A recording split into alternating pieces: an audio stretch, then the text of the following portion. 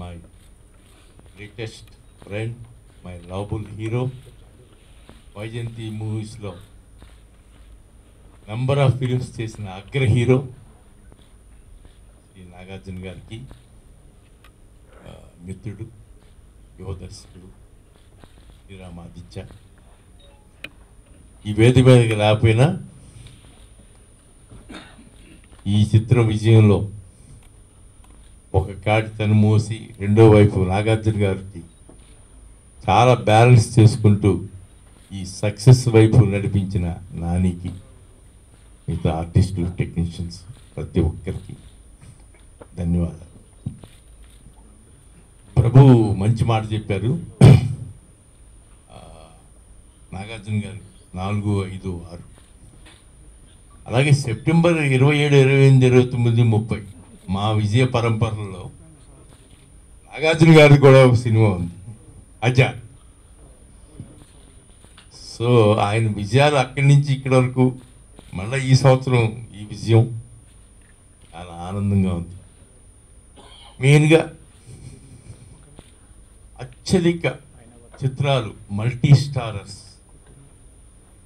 నటించిన ఘనత పూజ్యులు స్వర్గస్థులు ఈ తెలుగు ఇండస్ట్రీకి, భారతదేశ ఫిలిం ఇండస్ట్రీకి 2 కళ్ళు రామారావు గారు, నాగేశ్వరరావు. ఎన్నో 14 సినిమాలు వాళ్ళిద్దరూ కలిసి నటిస్తే 2, 3 తప్ప మిగతా అన్నీ సూపర్ సెన్సేషన్ హిట్స్. ఆ తరం, ఈ తరం, రేపటి తరం కూడా ఇంకా మాట్లాడుకున్న సినిమాలు గుండమ్మ కథ, మాయాబజార్, ఇలా ఎన్నో.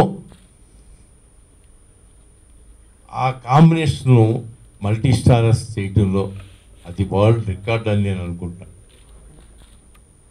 వారి వారసుడు, ఆ తరం వారసుడు శ్రీ నాగార్జున గారు ఈరోజు ఈ మల్టీ స్టారర్కి అంతటి ఘనకీర్తిని తీసుకొచ్చిన గొప్ప కథానాయకుడు, నేటి యువతరం కథానాయకుడు నాని.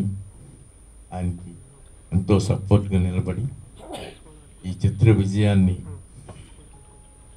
ఘన విజయంగా మార్చారు. నా చిన్నప్పటి నుంచి హీరోల్ని ప్రేమించాను. ఆ హీరోలతోనే ఈ వైజయంతి మూవీస్ ప్రారంభించబడింది. ఆ హీరోలు వెంటే నడిచింది. వారి ఇచ్చిన విజయాలతో ఎన్నో బావుటాలు అగ్రహించింది. వాళ్ళని బాగా అభిమానించే ఒక నిర్మాతగా మేము తెలుగులో I think I'm the first person who made number of multi starrers. ఇవాళ ఈ విజయంతో నిజంగా ఎంతో గర్వంగా ఉంది.